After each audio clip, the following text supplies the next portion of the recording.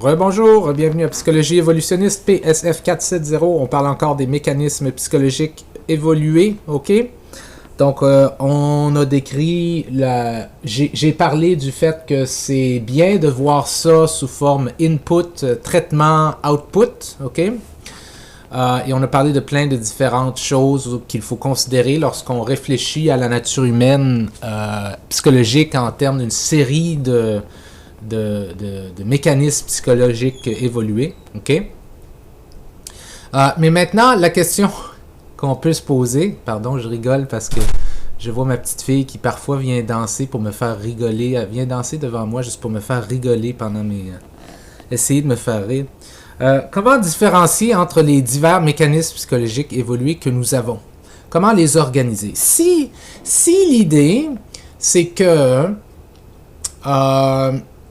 la psychologie humaine est le produit de plein de différents mécanismes psychologiques évolués, mais aussi probablement aussi des dérivés, là. Mais au moins il y a plusieurs mécanismes psychologiques évolués. Comment qu'on fait pour les différencier les uns des autres? Comment qu'on fait pour les organiser? Comment est-ce qu'on pourrait organiser ce paquet de mécanismes psychologiques évolués qui est dans la nature humaine? OK? Ben, encore une fois, on peut avoir une réponse par rapport à cette question-là en regardant ce qu'on fait au niveau physique. Parce que la nature humaine physique, soit le corps physique, le corps externe, mais le corps interne aussi, toutes les structures, ça aussi, c'est tout un paquet d'adaptations, OK? Mais aussi un paquet de dérivés, okay? Mais beaucoup un paquet d'adaptations aussi. Et donc, comment est-ce qu'on fait pour organiser ces adaptations au niveau physique quand on prend le corps humain? Ben, si on utilise la même stratégie au niveau de la psychologie, on pourrait donc organiser ces mécanismes psychologiques évolués. Bon, ben alors considérons le corps humain. En principe, les différents mécanismes de l'organisme pourraient être décrits d'une infinité de manières. OK? Quand on organise le corps humain en parties, pourquoi est-ce qu'on l'organise de la façon dont on l'organise? Par exemple, pourquoi les anatomistes identifient-ils comme mécanismes séparés le foie, le cœur, la main, le nez et les yeux? En anatomie, c'est considéré comme des mécanismes, le foie, le cœur, le système digestif, le système cardiovasculaire, le système sensoriel, le système tegumentaire, ce qui fait référence à la peau. Tout ça, c'est considéré comme des mécanismes différents, avec des adaptations différentes en anatomie. Okay? Donc, eux, ils sont capables, par rapport au corps, à couper les différentes adaptations, à les organiser, dans le fond, c'est ce que je veux dire. Okay? Et la réponse sur comment ils sont capables de faire ça, c'est la fonction. C'est les fonctions qui organisent les différents mécanismes. OK? Le foie, par exemple, est reconnu comme un mécanisme avec des fonctions différentes que celles du cœur ou de la main, par exemple. OK? Les yeux et le nez, même s'ils sont situés à proximité les uns des autres, les yeux et le nez sont très proches les uns des autres, techniquement parlant. C'est pas comme si votre nez est au niveau de votre pied. OK?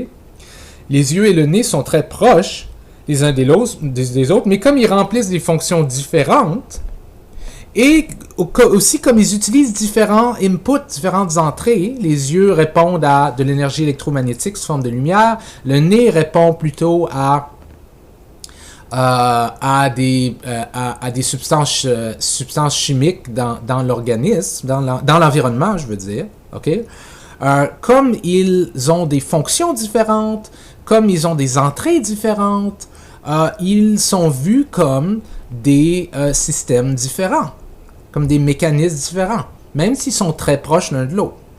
Si un anatomiste essaie de combiner les yeux et le nez en une seule catégorie, en un seul genre d'organe ou de mécanisme, ça semblerait ridicule, ça ferait aucun sens. Okay?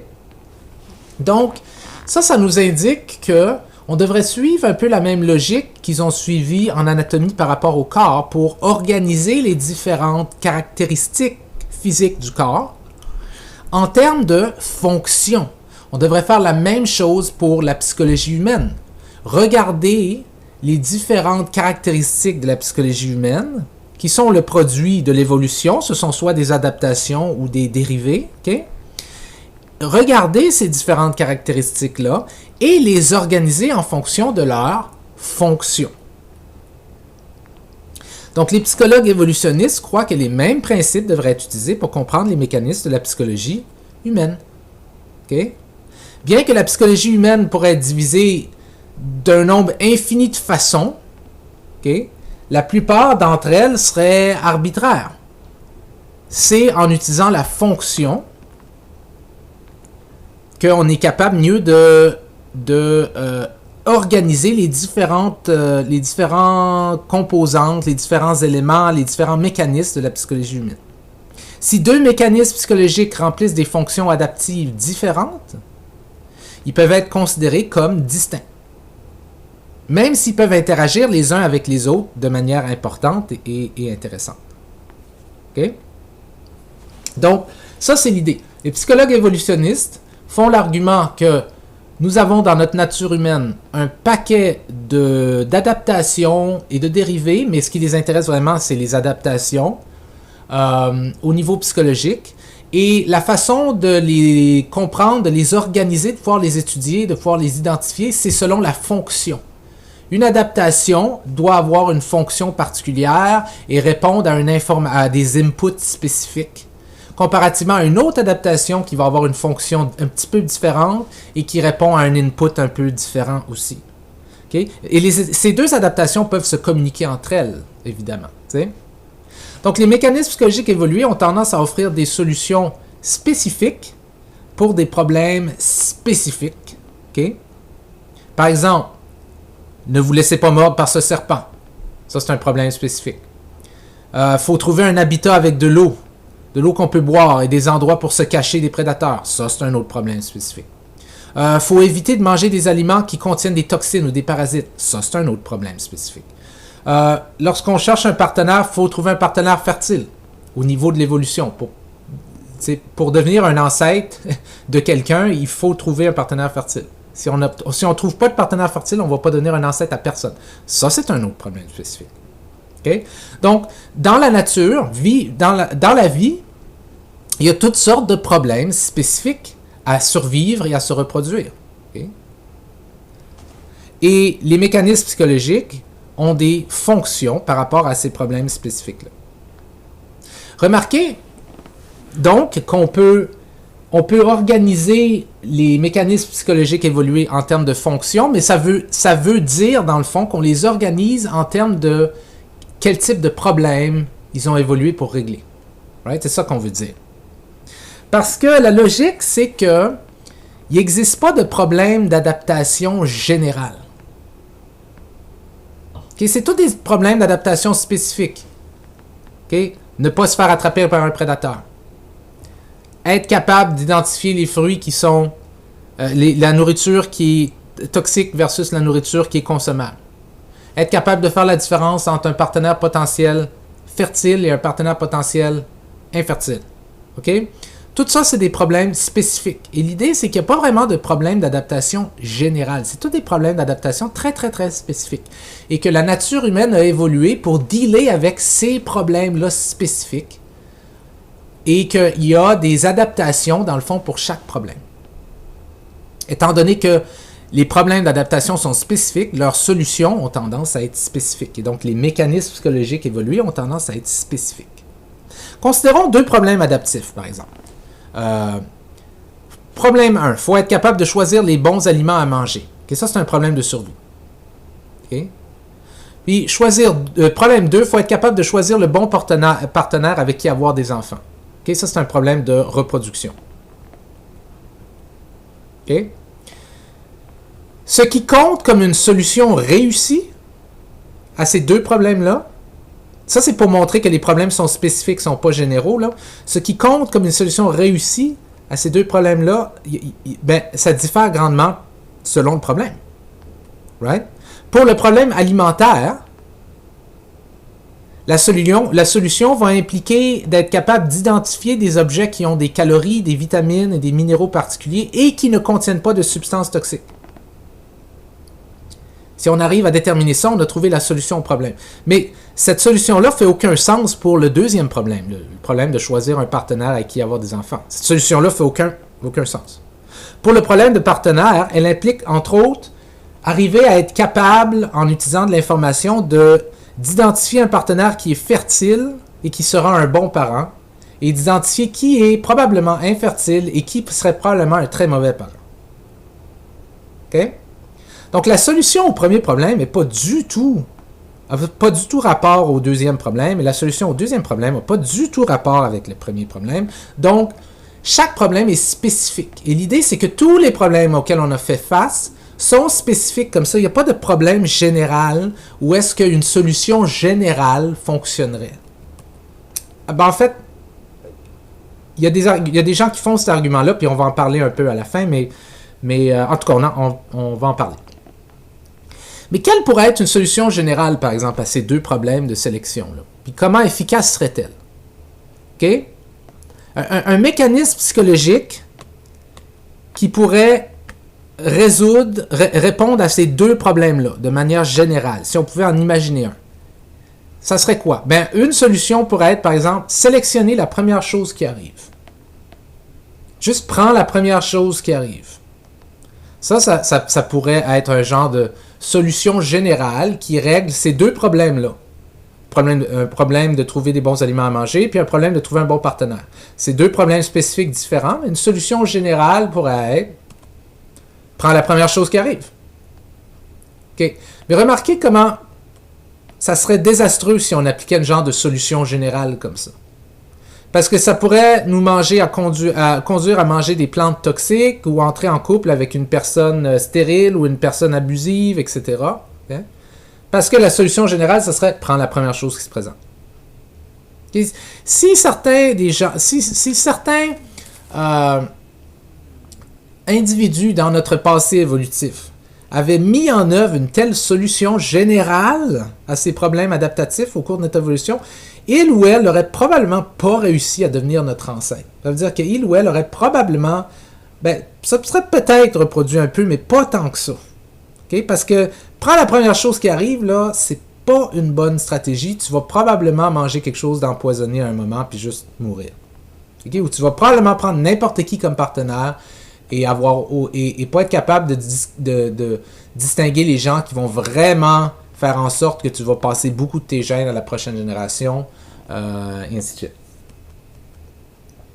Pour résoudre ces problèmes de sélection-là, il faut des informations très spécifiques sur les qualités importantes des aliments, sur les qualités importantes des partenaires. Donc, ça prend des solutions spécifiques à ces deux problèmes-là, de trouver de la bouffe qui ne va pas te tuer, puis trouver un partenaire qui va te permettre de devenir un ancêtre. Okay? Un fruit qui a l'air frais et mûr, par exemple, signale de meilleurs nutriments que les fruits qui ont l'air pourris et enrobés avec de la moisissure. Okay? Mais le fait d'être frais et mûr ou pourri ou enrobé de moisissure est de l'information qui n'a nullement rapport à trouver un partenaire.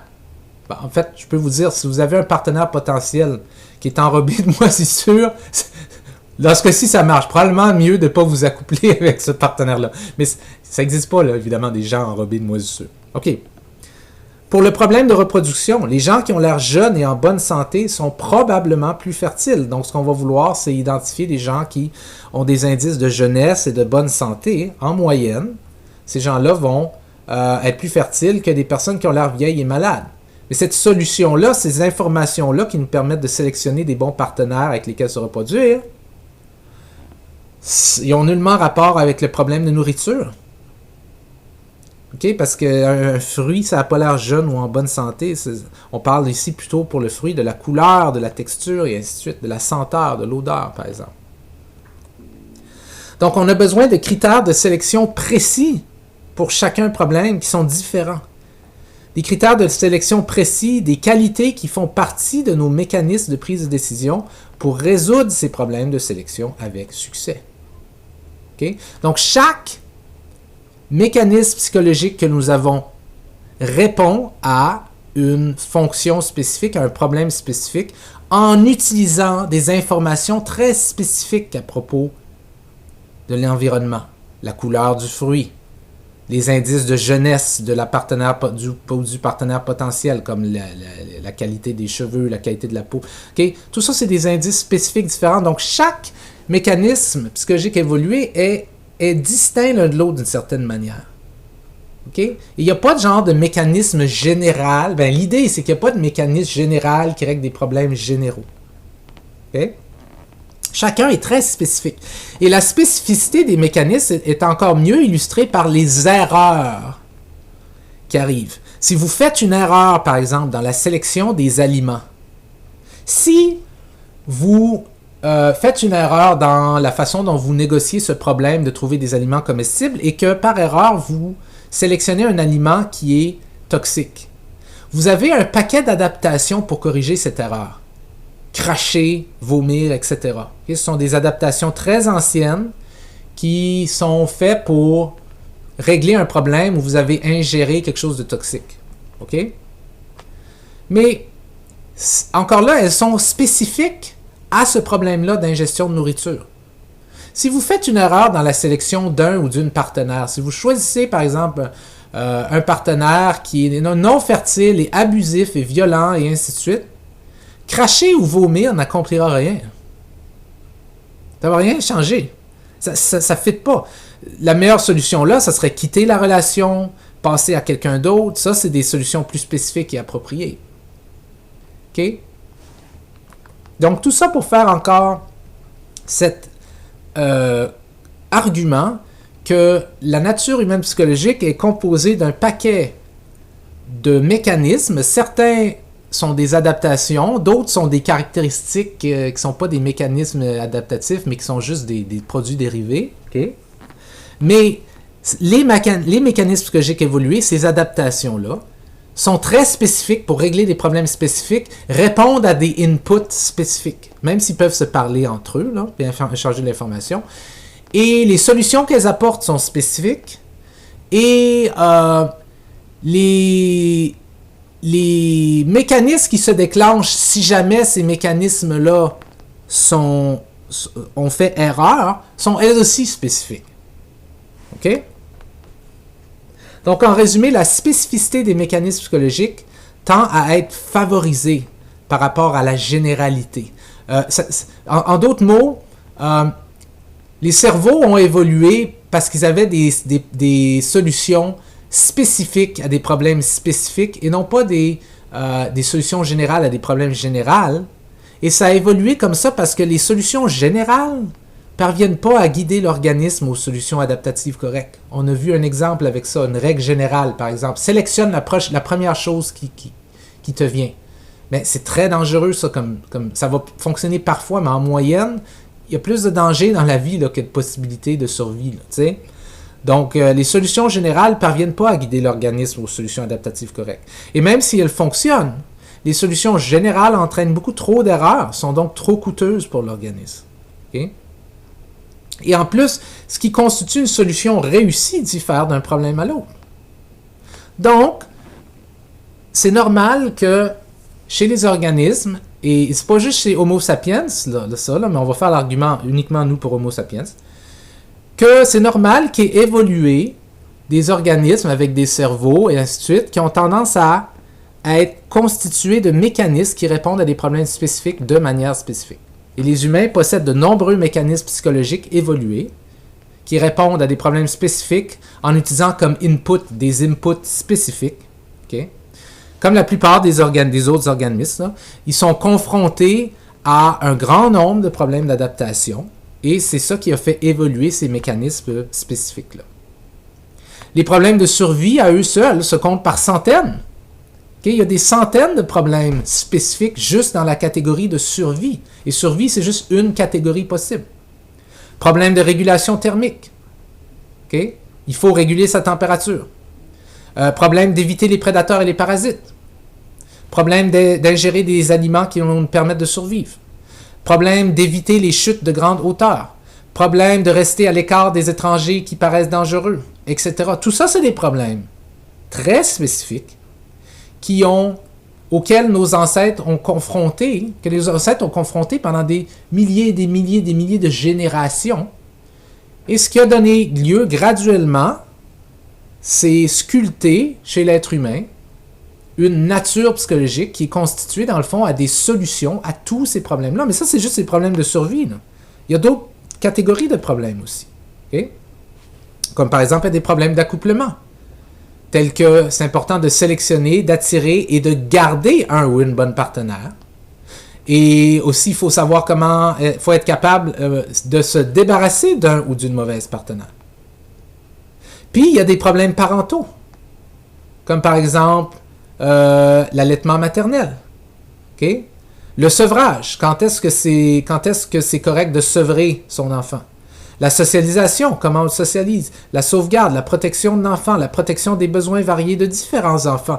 Il y a des problèmes d'investissement dans la parenté. Okay?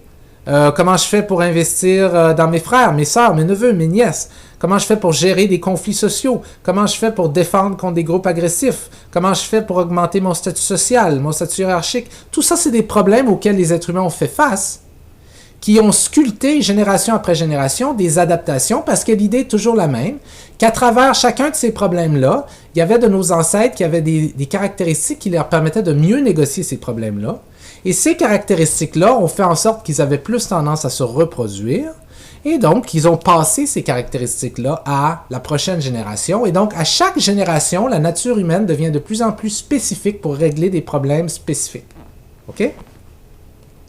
Ce qui fait qu'aujourd'hui, on hérite une psychologie qui est construite à partir de mécanismes psychologiques évolués, qui permettent de régler des centaines et des centaines de problèmes auxquels nos ancêtres ont fait face au cours de milliers et de milliers de générations.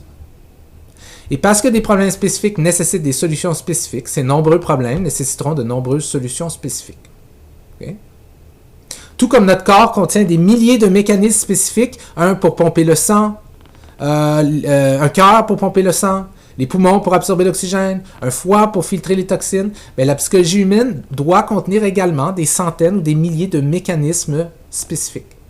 Et ces mécanismes psychologiques-là ne sont pas comme des instincts exactement, ils sont plus flexibles que ça. Okay? Parce qu'un instinct, c'est typiquement comme quelque chose qui arrive automatiquement et tu ne peux pas contrôler. Et ces mécanismes psychologiques-là, on a déjà vu qu'ils sont plus flexibles que ça. Okay? Même s'ils sont très spécifiques, okay? À cause qu'ils sont très spécifiques, à cause qu'ils sont complexes, à cause qu'il y en a plusieurs, ça vous donne une certaine flexibilité. Donc, ce n'est pas des instincts rigides qui se manifestent invariablement dans le comportement. Okay?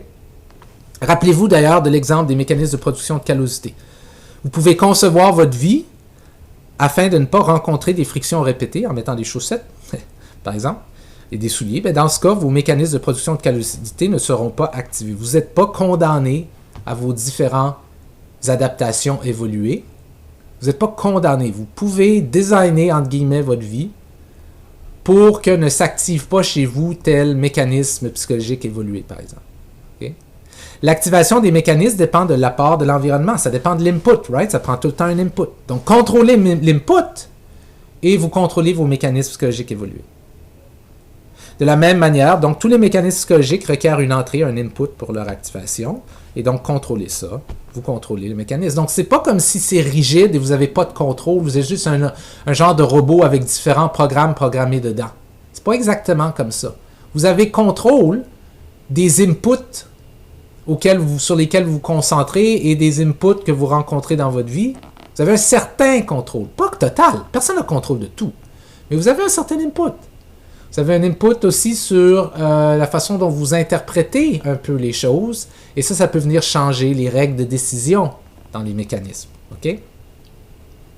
Donc, c'est important de comprendre que les mécanismes psychologiques ne sont pas comme des instincts rigides, pour une autre raison aussi, justement, les règles de décision. OK? Les règles de décision sont des procédures, comme on a vu, de type si alors, telles que, par exemple, si le serpent siffle, alors courez pour votre vie, ou si la personne qui m'attire montre de l'intérêt, alors sourire et diminuer la distance entre elle et moi, ou lui et moi, par exemple. Okay? Mais pour la plupart des mécanismes, ces règles de décision-là permettent au moins plusieurs options de réponse possibles. On a déjà vu ça. Dans le cas du serpent, vous avez la possibilité de l'attaquer avec un bâton, de figer et espérer qu'il va disparaître, de fuir pour votre vie, etc. Et ça, c'est en partie à cause que chacun de ces mécanismes psychologiques-là a plein d'outputs possibles, mais aussi il communique avec d'autres mécanismes psychologiques afin de faire sortir d'autres outputs aussi. Donc, votre comportement, même s'il est le produit de plein de différents programmes évolués, il est quand même extrêmement flexible, très, très, très flexible. OK? Et pour comprendre ça d'une manière métaphorique, pensez à la boîte à outils d'un charpentier. OK? Un bon charpentier peut s'adapter à plein de problèmes de charpenterie. C'est super flexible. Il peut s'adapter à toutes sortes de conditions et ainsi de suite. OK? Mais le charpentier, il gagne en flexibilité, pas parce qu'il ouvre sa boîte à outils, puis il y a un outil très général qui lui permet de régler tous les outils. Au contraire. OK? Le charpentier n'a pas un outil qui permet de couper, piquer, scier, visser, marteler, etc. Le bon charpentier, ou la bonne charpentière, devrais-je dire, est flexible à cause qu'il ou elle a un grand nombre d'outils très spécifiques. S'il a besoin de marteler, il prend tel outil. S'il a besoin de piquer, il prend tel outil. S'il a besoin de couper, il prend tel outil. S'il a besoin de visser, il prend tel outil. S'il a besoin de ceci, il prend tel autre outil. C'est ça qui le rend flexible. C'est pas un outil général, c'est un paquet d'outils très spécifiques. Dans une situation où il doit visser, un marteau lui servira absolument à rien. Dans une situation où il devrait couper, un tournevis lui servira absolument à rien. Okay? Il a des outils très spécifiques qui deal avec des problèmes très spécifiques, mais c'est le fait qu'il y en a un paquet qui lui permet d'être très flexible. Right? Et il n'y a pas un outil général dans sa boîte. Ces outils très spécifiques sont utilisés dans de nombreuses combinaisons impossibles avec un seul outil très flexible. Il n'y a pas d'outil très flexible qui pourrait régler plein de problèmes. OK? Il est difficile même d'imaginer, ça ressemblerait à quoi un outil général en charpenterie, par exemple? Un outil général qui pourrait régler tout un paquet de problèmes de charpenterie. Ça voudrait dire quoi? On n'arrive même pas à y penser. Il n'y a pas de problème de charpenterie générale. Il y a plein de petits problèmes différents et il y a plein d'outils pour les différents problèmes. Plein de différentes tâches, dans le fond. OK? Et c'est la même chose pour survivre et se reproduire. Pour survivre et se reproduire dans le monde, il faut être capable de régler des milliers de problèmes. Et il n'y a pas vraiment de mécanismes psychologiques évolués qui nous permettent de régler tous ces problèmes-là de manière générale. À la place, il y a évolué des milliers de mécanismes très, très spécifiques pour régler des problèmes très spécifiques. Comme la boîte à outils d'un charpentier. Les humains gagnent en flexibilité.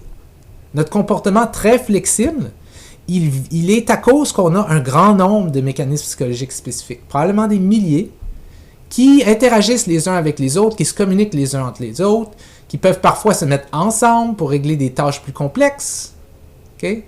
Et ainsi de suite. C'est de là d'où vient notre grande flexibilité. Donc, on est flexible parce qu'en nous, il y a un paquet de programmes, il y en a plein. Et on peut les communiquer les uns entre les autres, et ainsi de suite. OK? On est flexible pour d'autres raisons aussi, parce qu'on a la culture, et ainsi de suite. Mais comme je vous ai dit aussi, la culture, on en parlera, là, la culture, c'est pas le contraire de l'évolution, et c'est certainement pas le contraire d'un mécanisme psychologique évolué.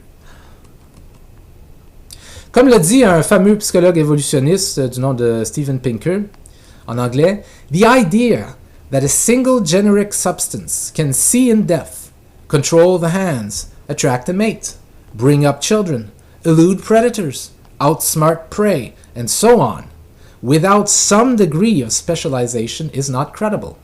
Saying that the brain solves these problems because of its plasticity is not much better than saying it solves them by magic. » Okay? Donc, petite traduction rapide. L'idée de dire qu'il existerait une seule substance, comme par exemple le cerveau humain, qui serait capable de qui fonctionnerait de manière générale et qui serait capable de manière générale de régler des problèmes de perception visuelle, de voir en profondeur, de contrôler les mains et les pieds, d'attirer un partenaire, d'élever des enfants, d'éviter les prédateurs, de trouver des proies, et ainsi de suite. Sans un certain degré de spécialisation, ça fait aucun sens.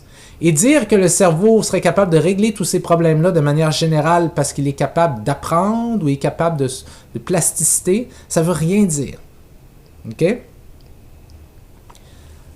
Bon, ça c'est l'argument évidemment pour des milliers de mécanismes adaptés, psychologiques, des adaptations donc spécifiques. Et il est pas mal clair que tout le monde en psychologie évolutive est d'accord là-dessus. À ce point-ci, je dois vous dire que certains disent absolument oui, c'est vrai, sauf qu'il y a peut-être des mécanismes psychologiques évolués qui sont un petit peu plus généraux que d'autres. OK? Donc, certains psychologues évolutionnistes ont fait valoir qu'en plus de ces mécanismes spécifiques-là, les humains ont également développé différents mécanismes généraux. Maintenant, j'ai écrit généraux ici. Je devrais dire un peu plus général, parce qu'on n'est pas certain. C'est sûr qu'il n'y a pas de mécanisme qui répond à tous les problèmes, mais il y en a qui semblent être utiles pour plein de problèmes différents. OK? Des exemples seraient par exemple l'intelligence. Notre capacité de former des concepts. Notre capacité de former des concepts cognitivement nous permet de régler toutes sortes de problèmes. Notre capacité de raisonner par analogie. La mémoire de travail. La capacité d'apprendre par conditionnement classique règle toutes sortes de problèmes. Okay? Donc ça, c'est un argument qui dit oui, absolument, il y a un paquet de mécanismes spécifiques, mais il y a peut-être aussi des mécanismes qui, sans être absolument général, nous aident grandement dans plusieurs problèmes, et donc on pourrait les voir comme un petit peu plus général que les autres. OK? Et l'argument derrière ça, de comment ça aurait pu évoluer, c'est que ces auteurs-là font l'argument que, bien que plusieurs problèmes sont récurrents à travers la vie puis à travers les générations, les humains font face parfois à de nombreux problèmes nouveaux qui ne sont pas reproduits avec suffisamment de régularité pour que des adaptations spécifiques aient évolué. Ça veut dire des choses qui vont arriver juste une fois à une génération, à chaque 10 000 ans, par exemple. Telle affaire qui arrive, pouf, ça arrive à une génération et ensuite ça ne se reproduit pas. OK? Pendant plusieurs générations. Mais sous des conditions comme ça, c'est pas des conditions où est-ce qu'on a là, des problèmes qui se reproduisent constamment à nos ancêtres qui permettent la formation de mécanismes spécifiques. Par exemple, on sait que les humains résolvent régulièrement d'anciens problèmes adaptifs de manière très nouvelle. Comme par exemple, on peut obtenir de la nourriture d'un distributeur automatique, des compagnons, on peut les obtenir de l'Internet, des outils, on n'est pas obligé de les faire nous-mêmes, on peut les pogner d'une quincaillerie. Donc, tout le monde reconnaît que les humains ont été en mesure de s'épanouir dans des environnements divers très différents de ceux dans lesquels on a évolué. Donc, qu'est-ce qui nous permet aujourd'hui de survivre dans un environnement où est-ce qu'on n'a pas besoin de sortir et de cueillir et de chasser notre propre bouffe, on n'a pas besoin de former nos propres outils, on peut aller les acheter. Qu'est-ce qui nous permet de survivre dans un environnement comme ça? Mais ces auteurs-là, qui est tellement différent que l'environnement dans lequel on a évolué, okay? Mais ces auteurs diraient, mais c'est ces mécanismes un petit peu plus généraux qui nous permettent de s'adapter à ces environnements-là très différents. Et ça, c'est l'idée. L'idée, c'est que au cours de l'évolution, en plus de problèmes qui se répétaient très spécifiques comme attention aux fruits toxiques, attention aux partenaires dangereux, attention aux prédateurs, il y avait aussi des fois où l'environnement changeait de manière radicale et les Homo sapiens devaient être capables de s'adapter dans ces environnements complètement radicaux-là, comme notre environnement aujourd'hui, qui est très différent qu'il y a des centaines de milliers d'années. Okay? Et l'idée, c'est que de ces changements-là, qui n'arrivaient pas autant souvent que des autres petits problèmes spécifiques, mais qui arrivent quand même parfois, à cause de ça, a évolué des tendances à être capable de s'adapter à des environnements changeants. OK? Et ça aurait donné naissance à ces mécanismes un peu plus généraux. Okay?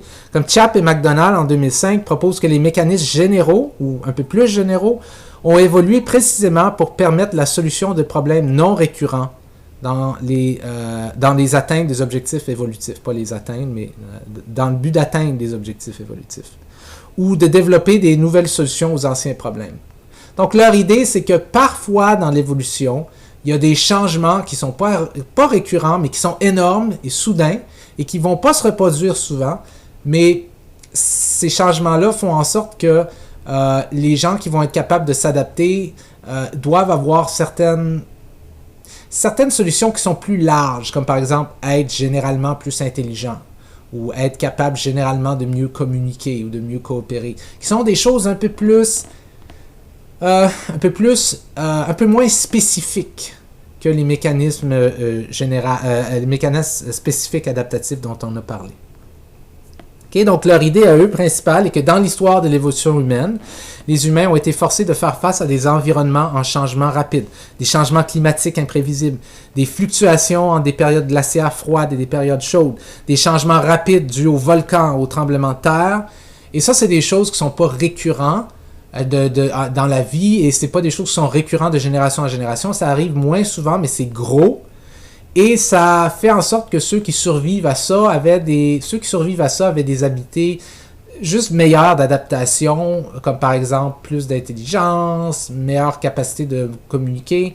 Et ça, c'est plus général que juste des mécanismes psychologiques évolués. Okay?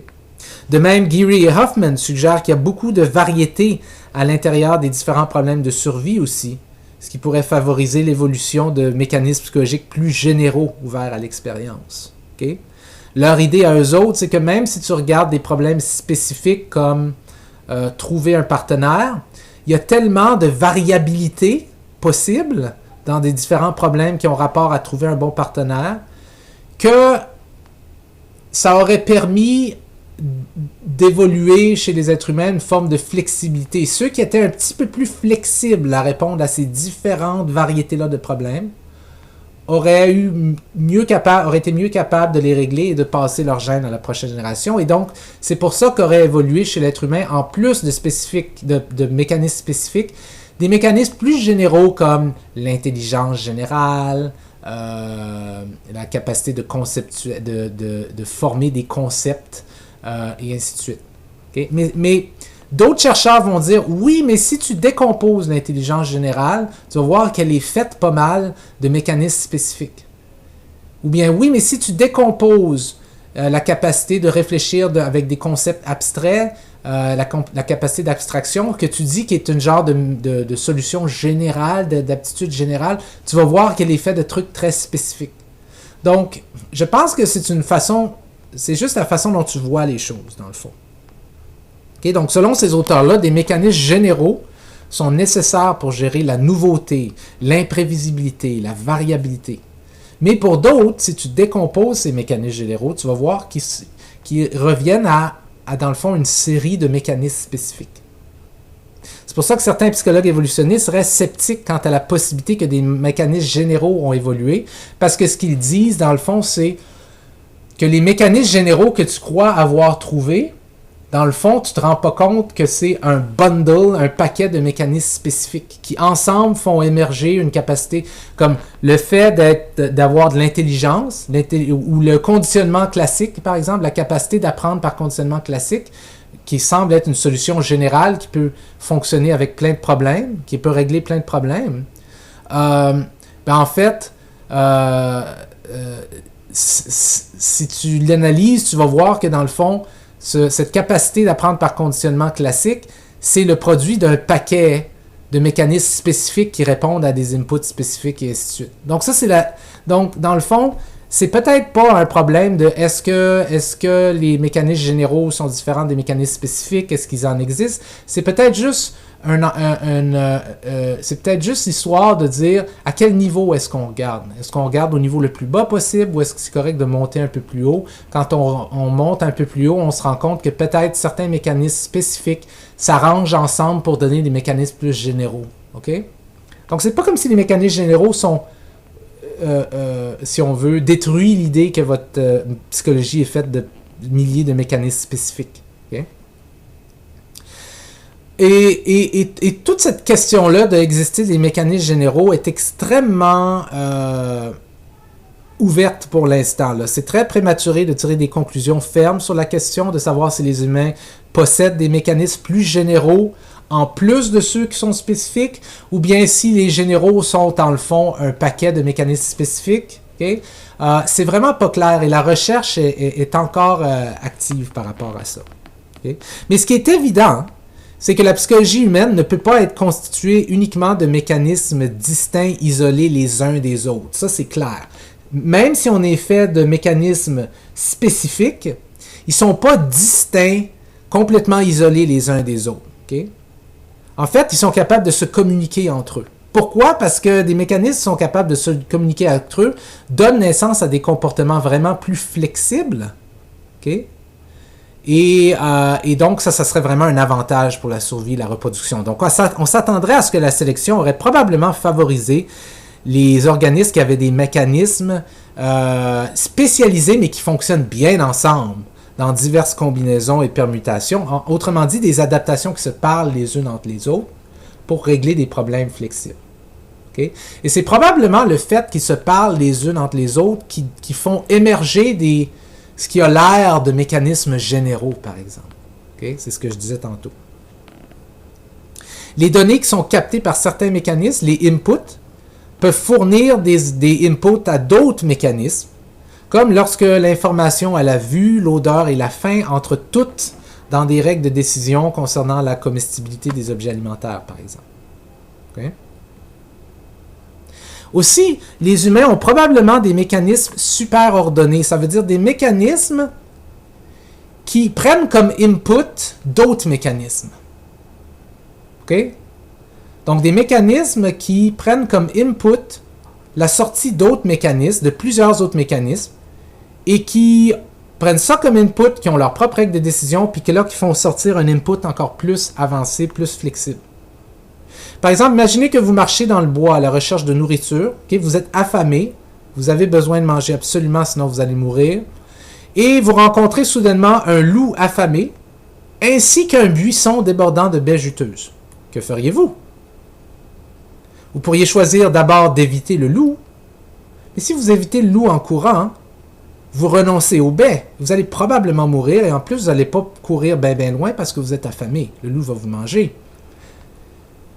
Mais, donc, à la place de fuir, vous pourriez essayer d'amadouer le loup et de mettre plutôt l'emphase sur cueillir quelques baies tranquillement. Disons que le loup ne vous a pas encore complètement vu, mais il est dans les parages.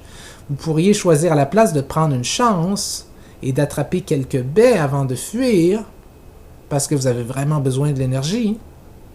Donc, des genres de problèmes comme ça, là, on a deux mécanismes qui doivent être capables de se parler.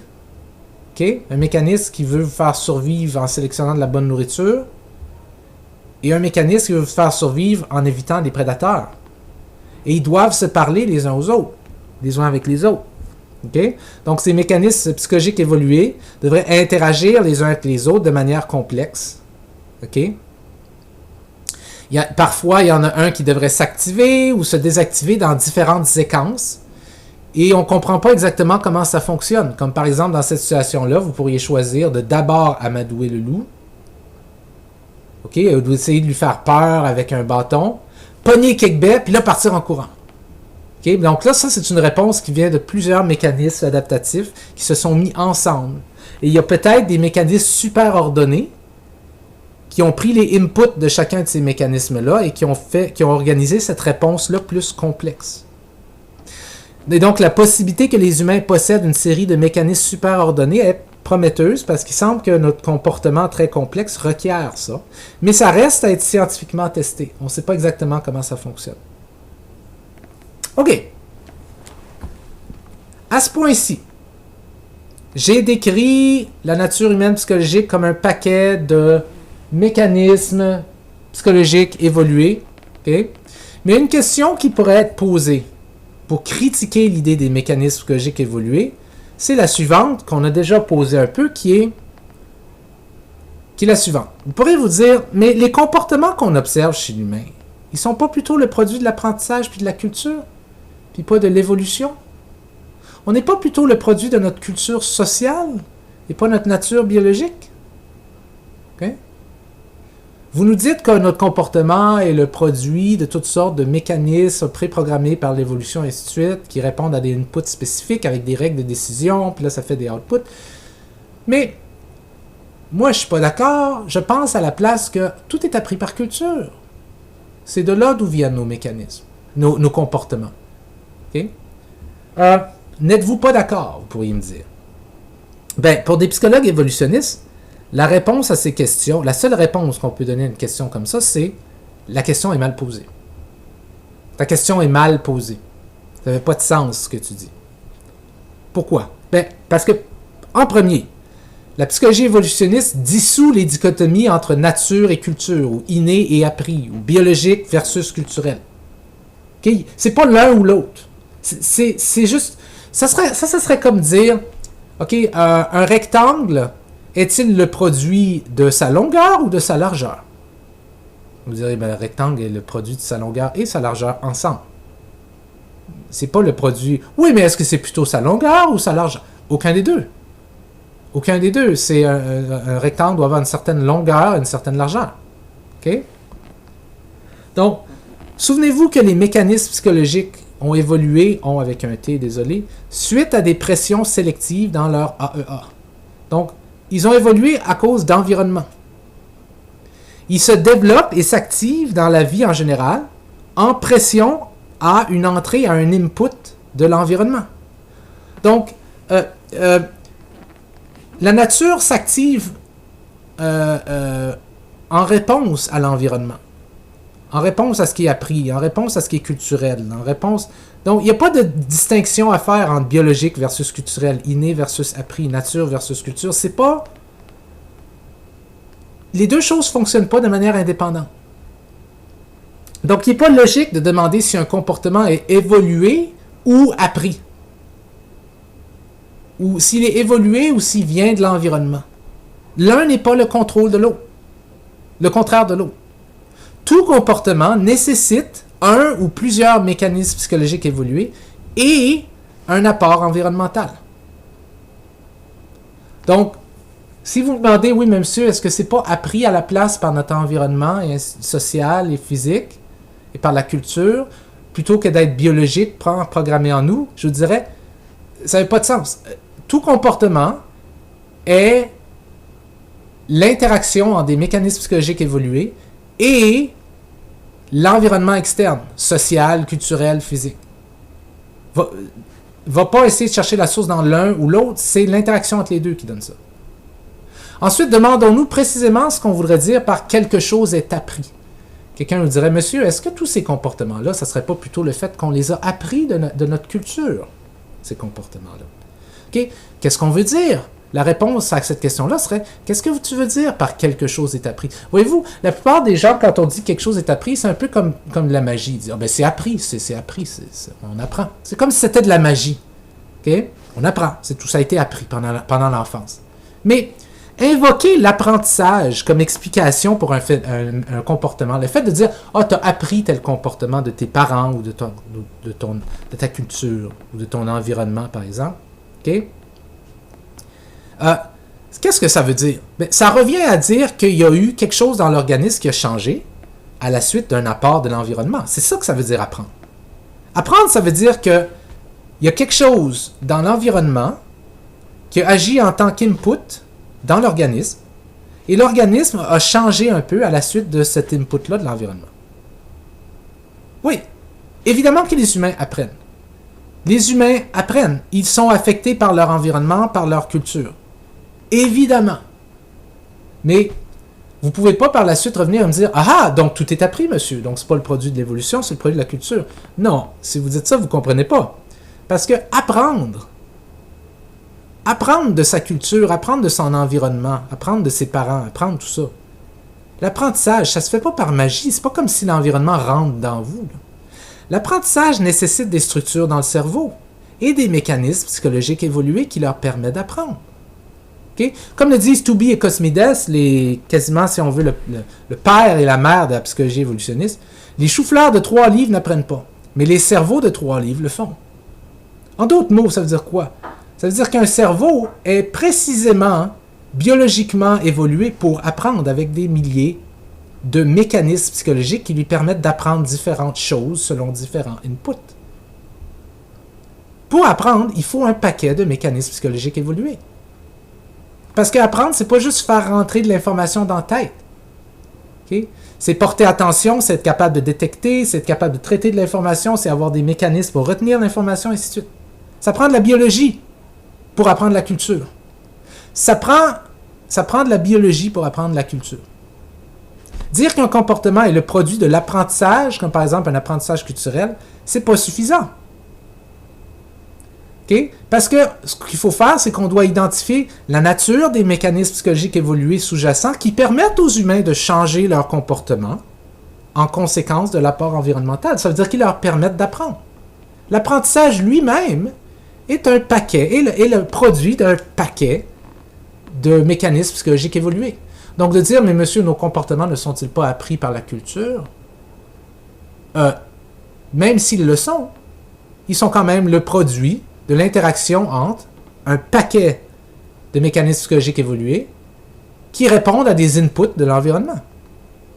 Okay? Donc, c'est pas appris versus inné ou biologique versus culturel. Ça fait pas de sens, ça. Et c'est nullement intéressant de penser comme ça. Okay? Quelle est la nature de ces mécanismes qui permettent l'apprentissage? Considérons 3 exemples concrets. Okay? Voici un premier apprentissage qu'on fait dans la vie. Les gens apprennent à éviter d'avoir des relations sexuelles avec leurs proches parents génétiques. On évite très rapidement, dans la plupart des cultures, on évite l'inceste. On apprend à éviter l'inceste. OK? Les gens aussi apprennent à éviter de manger des aliments qui peuvent contenir des toxines. On apprend très rapidement à éviter des aliments qui peuvent contenir des toxines. On a des aversions alimentaires qui sont apprises. Les gens apprennent aussi de leur culture locale quelles actions ils devraient prendre pour augmenter leur statut social et leur prestige. On apprend quels sont les critères de prestige dans notre environnement social à nous. On apprend à éviter l'inceste. On apprend à éviter à avoir certaines aversions alimentaires. On apprend quels sont les critères de prestige dans notre environnement local. Okay? Tout ça, c'est des choses qu'on apprend. Mais dans chacun de ces 3 cas-là,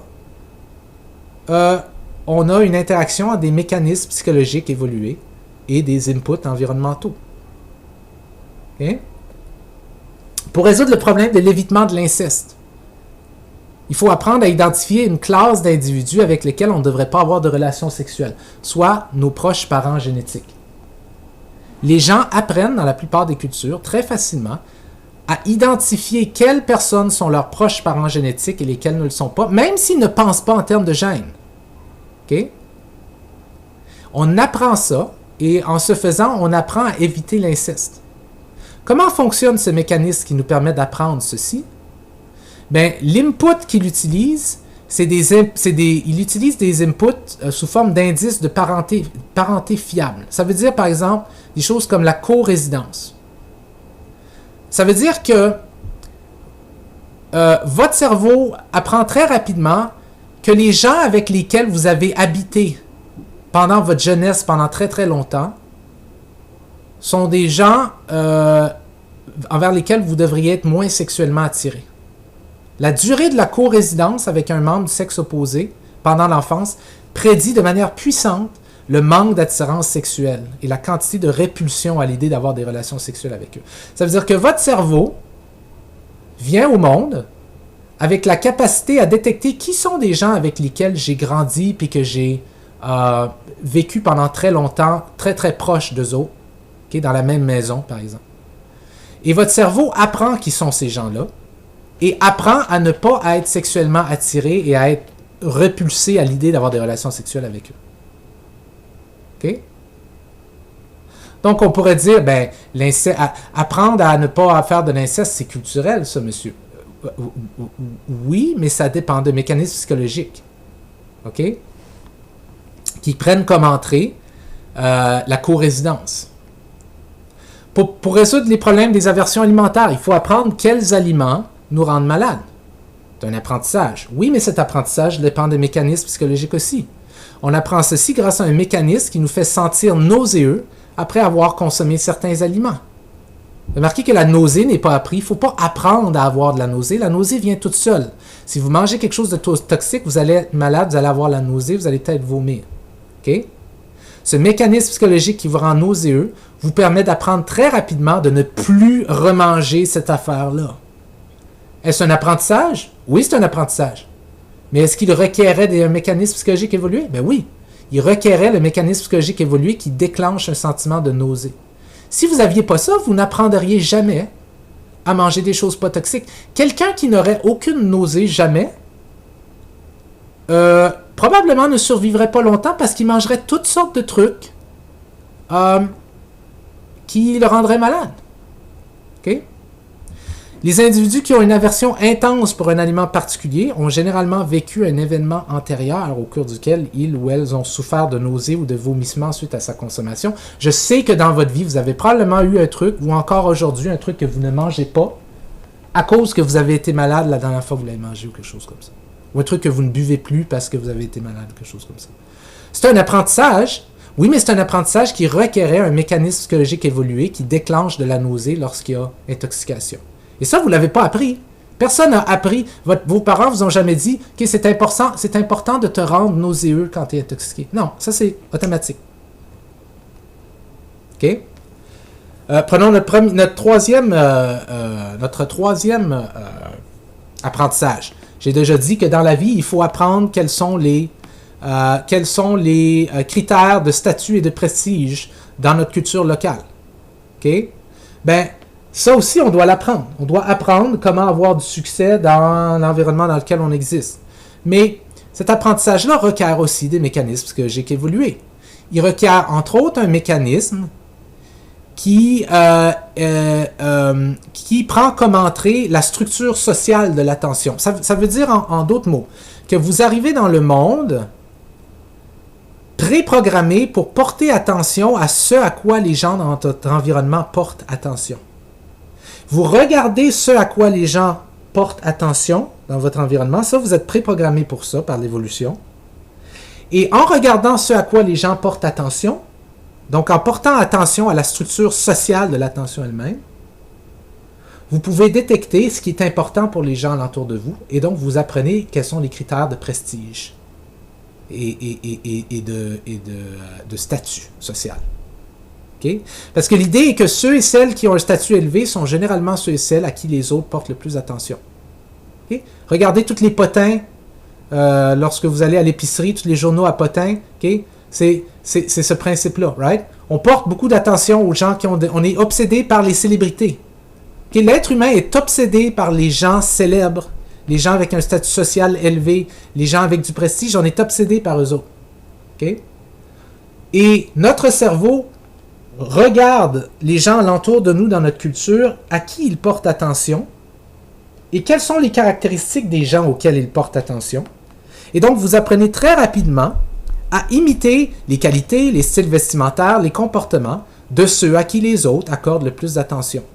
Et en faisant ça, vous apprenez les critères de prestige de votre culture locale. Est-ce qu'ils sont appris? Oui. Mais cet apprentissage-là dépend d'un mécanisme psychologique évolué qui fait en sorte que vous avez tendance à naturellement porter attention aux gens auxquels les autres portent attention. OK?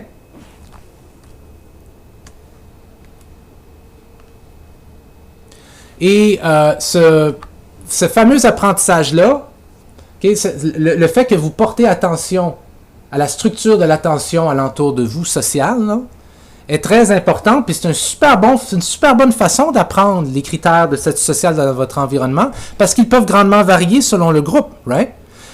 Si vous faites par exemple partie d'une société de chasseurs-cueilleurs, okay, les genres de choses qui vont attirer l'attention des autres, c'est les compétences de chasse d'une personne. Ça va mener au prestige. Mais si vous êtes, par exemple, un étudiant justement au Canada, dans un milieu universitaire, ou si vous êtes professeur, par exemple, dans un milieu universitaire, les personnes qui ont beaucoup de publications et qui sont beaucoup citées par d'autres chercheurs, c'est ça qui apporte du prestige. Okay? Dans d'autres cultures locales, c'est le nombre de tatouages auxquels les gens portent le plus attention, puis qui est un critère de prestige. Dans d'autres, c'est la taille et le type de motocyclette. Dans d'autres, c'est l'habileté à jouer de la guitare ou la performance aux jeux vidéo qui est associée à un grand prestige. Donc, les critères de prestige varient grandement des groupes dans lesquels vous êtes. Et donc, vous arrivez au monde avec une capacité à décortiquer quels sont les critères de prestige de votre environnement dans lequel vous êtes, parce que votre cerveau a un mécanisme psychologique évolué qui fait en sorte que vous portez beaucoup attention à ce à quoi les gens portent attention, et donc vous détectez ce que les gens considèrent à être du succès ou du prestige. Donc, ces 3 formes d'apprentissage, l'évitement de l'inceste, l'aversion alimentaire, les critères de prestige, sont des apprentissages. On pourrait dire que c'est le résultat d'apprentissage, sauf que, comme on a vu, ça implique clairement différents mécanismes d'apprentissage évolués. Chaque forme d'apprentissage fonctionne sur cette base-là. Il y a des inputs qui proviennent de différents ensembles d'indices, la co-résidence pendant le développement, les nausées associées à l'ingestion d'aliments, la structure de l'attention, ok? Et ça rentre dans des mécanismes psychologiques qui sont traités et ça donne des outputs différents. Comme par exemple, ça va donner un output qui fait que vous n'êtes pas attiré sexuellement pour les gens auxquels vous êtes génétiquement reliés, que vous avez tendance à ressentir ou à repousser ou à ressentir du dégoût à la vue ou à l'odeur de certaines substances, que vous portez attention à certaines personnes plus qu'à d'autres et ainsi de suite. Et on va appeler ça de l'apprentissage. Mais cet apprentissage-là est, dans le fond, le produit de mécanismes psychologiques évolués. Chaque forme d'apprentissage résout un problème adaptif différent et non un problème général. Donc, en conclusion, dire que quelque chose est appris, ça ne fournit pas d'explication, ça ne veut rien dire que quelque chose est appris. Il s'agit simplement d'une description de l'apport environnemental qui a modifié l'organisme d'une manière ou d'une autre. Et dire que quelque chose est appris, qu'un comportement est appris, c'est juste dire que l'environnement a eu un rôle. Mais évidemment que l'environnement a un rôle. L'environnement a toujours un rôle. Il y a tout le temps un input. OK? Appris et évolué ne sont pas des explications concurrentes. C'est pas l'un ou l'autre. Au contraire, l'apprentissage nécessite des adaptations psychologiques évoluées. Donc, c'est pas l'un ou l'autre. OK? Et 3, les mécanismes d'apprentissage évolués sont souvent de nature spécifique, comme on a vu. Je vous laisse là-dessus. Ciao!